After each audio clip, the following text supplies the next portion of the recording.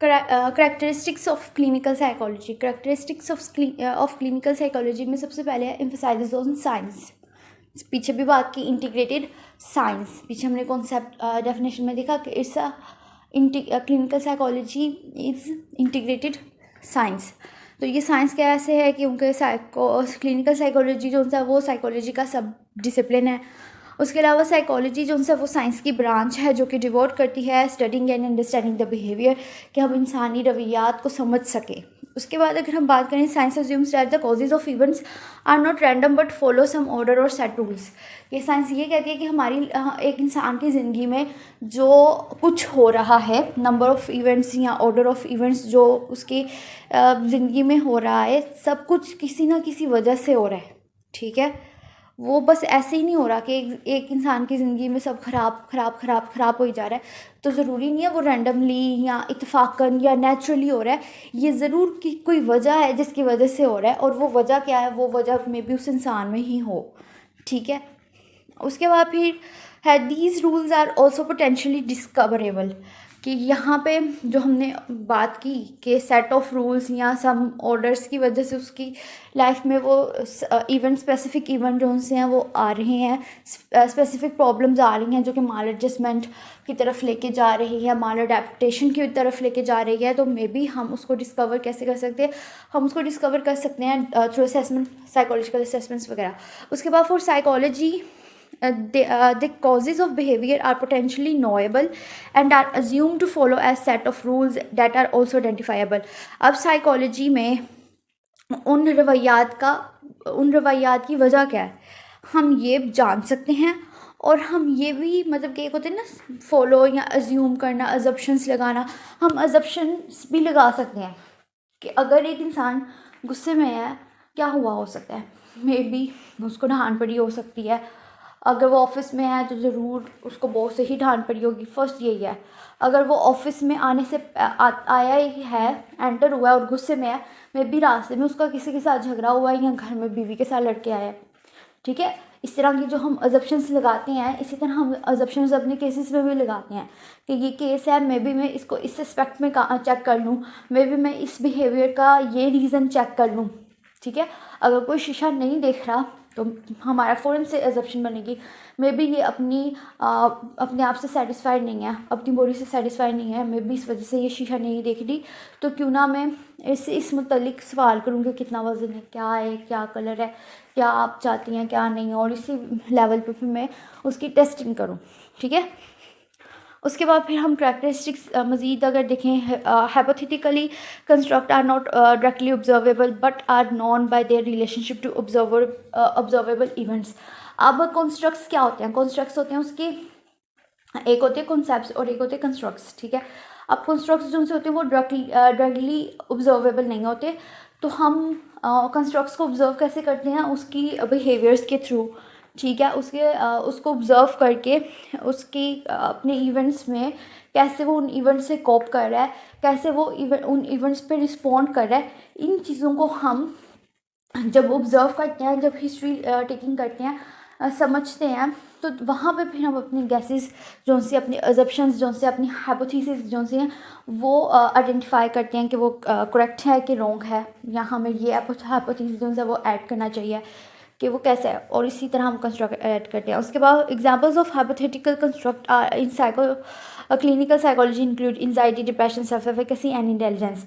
अब एंजाइटी कैसे, जैसे कि वो कहते हैं कि अच्छा फलान जगह था, मैं गया था और वहाँ पे फिर काफ़ी लोग मेरी तरफ देख रहे थे और एकदम से मेरा दिल की धड़कन बहुत ज़्यादा तेज़ हो गई, मुझे समझ नहीं आई मैं क्या करूँ। ठीक है, उसके अलावा जब होमवर्क होता है तो मैं इस वजह से वो होमवर्क नहीं किया, मैं इस वजह से होमवर्क नहीं कर पाई, मुझे टेंशन हो जाएगी मैं सही कर रही हूँ गलत कर रही हूँ, अगर मुझसे गलत हो गया तो सर डांटेंगे, और इसी टेंशन में मुझसे हुआ नहीं है। अब अगर मेरा और अगर उसने काम किया भी हुआ है, फिर मैंने काम तो कर लिया, मैंने बहुत मेहनत किया, पता नहीं सर को पसंद आएगा कि नहीं, पता नहीं सर को पसंद आएगा नहीं, कि एक ही चीज़ की बार बार टेंशन ले जानी, डिप्रेशन वही चीज़, लो मूड, सेल्फ एफिकेसी, ये सेल्फ एफिकेसी अगर लो होगी मतलब कि खुद पे यकीन, खुद एतमादी कम होगी, फिर भी मसला, इंटेलिजेंस ज़्यादा कम, उसके भी मसाइल आप जानते हैं। उसके बाद हम बात करते हैं none of these constructs can be observed directly but predictions about observable behaviours can be made based on upon these hypothetical constructs and these predictions are open to empirical test. ठीक है, यहाँ पे वही चीज़ जो कि हमने पीछे बात की कि हम डायरेक्टली नहीं कह सकते अच्छा तुम्हें डिप्रेशन है, अच्छा तुम डिप्रेस्ड हो। नहीं, अक्सर लोगों के लिए डिप्रेशन एंजाइटी में कोई फ़र्क ही नहीं है। अक्सर लोग एंजाइटी को डिप्रेशन बोल रहे होते हैं, डिप्रेशन को एंजाइटी बोल रहे होते हैं। तो यहाँ पे क्या है कि हम लोगों ने उसने स्पेसिफिक इवेंट पे कैसे रिस्पॉन्ड किया है, उसने उन चीज़ों से कैसे कोप किया है कि वो बस गिर के बैठ गया है। इन सब चीज़ों को हम आइडेंटिफाई करते हैं, समझते हैं और फिर हम हाइपोथेसिस बनाते हैं कि मे बी इसके कंस्ट्रक्ट ये है, ऐसे है, ऐसे है, और उसके बाद फिर हम असेसमेंट और साइकोलॉजिकल वर्किंग के ज़रिए आइडेंटिफाई करते हैं कि ये सही है कि ये गलत है। अगर गलत हो गया छोड़ देते हैं, अगर सही है फिर हम एजेंडा में ऐड करके इन पे काम करते हैं। उसके बाद है एम्फसाइजेस और माल एडजस्टमेंट वही चीज़ पीछे भी बात की कि ये साइकोलॉजी क्लिनिकल साइकोलॉजी में स्पेशलिटी विद इन साइकोलॉजी है जिसमें अब नॉर्मल बिहेवियर्स और इमोशनल सफरिंग्स को हम एड्रेस करते हैं। ठीक है, इसमें बहुत से for the most part clinical psychology concern itself with the problem with which human being struggle. कि हमारा क्लिनिकल साइकोलॉजी है क्या कि हम लोग ये चीज़ देखते हैं कि हमने उस चीज़ पे हमारा कंसर्न वो है जहाँ पे एक इंसान स्ट्रगल कर रहा है। ठीक है, जहाँ पे एक इंसान जो सा डूब रहा है उस चीज़ से हमने निकालना है। वो डूब अपने इमोशंस की वजह से भी सकता है, वो डूब अपने बिहेवियर्स की वजह से भी सकता है, इंटेलेक्चुअली भी डूब सकता है। ठीक है ना, बहुत सी वजह है, कोई साइकोलॉजिकल प्रॉब्लम है, बायोलॉजिकल प्रॉब्लम है, किसी भी प्रॉब्लम की वजह से वो डूब सकता है। वो डूब क्यों रहा है, हमने उसको उस चीज़ से निकालना है। वो जो भी ह्यूमन सफरिंग है उस सफरिंग को हम लोगों ने एलिवेट करने की कोशिश करनी होती है। उसके बाद माल एडजस्टमेंट में clinicians and psychologists seek to understand the problem कि हम उनकी प्रॉब्लम समझते हैं।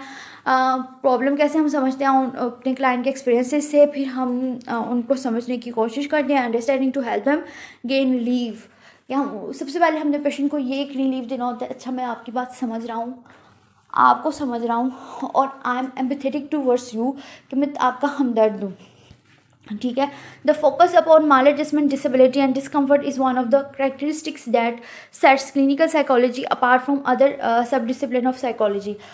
ओके, अगर आपने साइकोलॉजी से पढ़ी आपको पता होगा कि साइकोलॉजी के कितने एरियाज ऑफ फंक्शनिंग है। ठीक है, फोरेंसिक है, फोरेंसिक के अलावा मिलिट्री साइकोलॉजी है, उसके अलावा अगर हम देखें हेल्थ साइकोलॉजी और स्पोर्ट्स साइकोलॉजी, काउंसलिंग, फिर क्लिनिकल इटसेल्फ आ जाती है और भी बहुत सी हैं। तो उन सब से एक क्लिनिकल कैसे डिफरेंट है, क्लिनिकल ऐसे डिफरेंट है कि क्लिनिकल जो सी है वो लोगों के ट्रीटमेंट के लिए हम यूज़ करते हैं और वो लोगों की इमोशनल सफरिंग्स की, उनके माल एडजस्टमेंट, डिसेबिलिटीज़, डिस्कम्फर्ट्स को भी ट्रीट करते हैं। ठीक है, बाकी सब जो स्पेसिफिक एरिया में एक स्पेसिफिक कोटा में आ जाते हैं, इसका कोई स्पेसिफिक कोटा नहीं होता। उसके बाद एम्फसाइजेस ऑन द इंडिविजुअल। ठीक है, अब यहाँ पे क्या है, साइकोलॉजी जो सी एक साइंस है जो कि अंडरस्टैंडिंग जो सी एक general relationship variables one behaviours की एक रिलेशनशिप जो सा होता है कि क्या है उस चीज़ को समझती है कि इंसान जो से अगर वो उदास है, उदासी में इंसान ये स्पेसिफिक बिहेवियर्स कर सकता है, और अगर वो उदास है तो वो उदासी में चुप होकर बैठ सकता है, खाता नहीं है या पीता नहीं है। ठीक है, क्योंकि वो उदास है और उसका ये बिहेवियर है। ठीक है, और अगर उससे क्या होगा कि उसका वेट जो है वो लूज़ होगा। अगर एक इंसान जो है वो उदास है और उस उदासी में वो ज़्यादा खा रहा है, ज़्यादा सो रहा है, उसका वेट भी गेन होगा। ठीक है, तो इसमें हम लो मूड से डिप्रेशन एसोसिएट कर लेते हैं। तो यहाँ पर डिफरेंट वेरिएबल्स होते हैं, डिफरेंट बिहेवियर्स को जो गवर्न करती हैं। तो साइकोलॉजी क्या है, साइकोलॉजी अंडरस्टैंडिंग है कि कौन सा वेरिएबल कौन से बिहेवियर की वजह बन रही है, ये समझने हैं। उसके बाद साइकोलॉजी जो है वो is interested in understanding behaviour at a nomothetic level. वही चीज़ दोबारा कि साइकोलॉजी क्या है, वो ये चीज़ है कि हम लोगों के रवैयों को समझ सकें, उनके बिहेवियर्स को समझ सकें कि वो स्पेसिफिक रवैया, specific behaviour, specific emotion, mood क्यों उन पे तारी है, क्या वजह हो सकती है। उसके बाद idiographic level of understanding is central to the practice of clinical psychology. उसके बाद clinical psychology strives to understand individual behaviour and select treatment in the light of idiographic understanding. Idiographic understanding की यहाँ पे बात ये है कि यहाँ पे उन लोगों के ये जो सिम्टम्स हैं उनको एलिवेट करना जो सा होता है वो हमारी सेंट्रल प्रैक्टिस है क्लिनिकल साइकोलॉजी की, कि हम लोगों ने इन लोगों की बस सुननी नहीं है, उनके उन मसलों को हल भी करना है। तो यहाँ पे अगर हम जितने अच्छे से ये उनके बिहेवियर्स को समझ पाएंगे उतने ही अच्छे से फिर हम आइडियोग्राफिक अंडरस्टैंडिंग के ज़ेर असर उनके लिए ट्रीटमेंट प्लान जो है वो अच्छे से जनरेट कर सकेंगे, और जितना अच्छा हमारा ट्रीटमेंट प्लान होगा उतने अच्छे रिजल्ट्स हमें मिलेंगे। उसके बाद है एम्फसाइजेज ऑन हेल्पिंग। साइकोलॉजी क्या है? साइकोलॉजी है कि एक प्रोफेशन है, हेल्पिंग प्रोफेशन है, और यहाँ पे हम डेलिबरेटली थेरेप्यूटिक अलाइंस जो से बिल्ड करते हैं ताकि हम उस पर्सन को हेल्प कर सकें, अपने इमोशनल बिहेवियरल इश्यूज़ को कैसे डील करना है वो उसको सिखा सके। ठीक है। अब क्लिनिकल साइकोलॉजी जो है वो उन लोगों को हेल्प करती है जो कि साइकोलॉजिकल डिस्ट्रेस का शिकार है, साइकोलॉजिकल डिस्ट्रेस कोई भी नफ्सियाती परेशानी का शिकार है। उसके अलावा scientific assumptions and values concern with psychological distress emphasises on individual and helping profession are unique to clinical psychology. यहाँ पे क्या है कि उसके अलावा हमारी कुछ साइंटिफिक अजप्शंस हैं, साइंटिफिक अजप्शंस जो से वो हमारी थ्योरीज, मॉडल्स, ये सब कुछ, ठीक है, जिनकी रोशनी में हम उसके mechanism of that particular disorder को समझते हैं। कुछ वैल्यूज़ हैं और कुछ भी साइकोलॉजिकल डिस्ट्रेस से कंसर्न जो भी वैल्यूज़ हैं, जो भी कंसर्न मटेरियल है, वो सब कुछ पे एम्फसाइज करता है।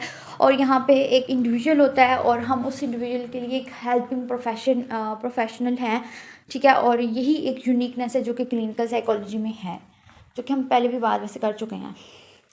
क्लिनिकल साइकोलॉजी जो सी वो अजप्शंस है वही चीज़ें दोबारा बस कहानी इधर से पकड़ो उधर से पकड़ो, एक ही बात हो जाती है कि यहाँ पे साइकोलॉजिकल साइंस के problems of human behavioural, emotional, mental functioning to better understand and treat this problems. यहाँ पे हम लोग इंसानों को सिखाते हैं अपने बिहेवियर्स को, अपने आप को खुद कैसे समझना है, खुद समझ के उनको रिस्पॉन्ड कैसे करना है, अल्टर कैसे करना है, उनसे कॉप कैसे करना है। आई होप कि आपको ये वीडियो समझ आई हो, अच्छी लगी हो। उसके अलावा वर्क सेटिंग्स क्या होती हैं क्लिनिकल साइकोलॉजी की, रिसर्च में भी कर सकता है, न्यू रिसर्चेज जनरेट कर सकता है, न्यू थ्योरीज जनरेट कर सकता है, टीचिंग कर सकता है, दूसरों को भी ये सब क्लिनिकल साइकोलॉजी सिखा सकता है, साइकोथेरेपी कर सकता है, असेसमेंट, कंसल्टेशन एंड एडमिनिस्ट्रेशन, इन चीज़ों पे वो काम कर सकता है। साइकेट्रिक वार्ड्स में काम कर सकता है, वर्किंग सेटिंग्स जो सी होती हैं उसकी, प्राइवेट क्लिनिक्स में काम कर सकता है, रिहैबिलिटेशन सेंटर्स में काम कर सकता है, स्पेशल एजुकेशन सेंटर्स, IQ की भी हमने बात की, बायोलॉजिकल कोर्सेज की भी बात की, उसमें school, college, universities, NGOs, arm forces, इन सब में भी क्लिनिकल साइकोलॉजी मतलब वो काम कर सकता है। आई होप कि आपको वीडियो अच्छी लगी हो, समझ आई हो, और प्लीज़ लाइक, शेयर, कमेंट ज़रूर कर दीजिएगा। अल्लाह हाफिज़।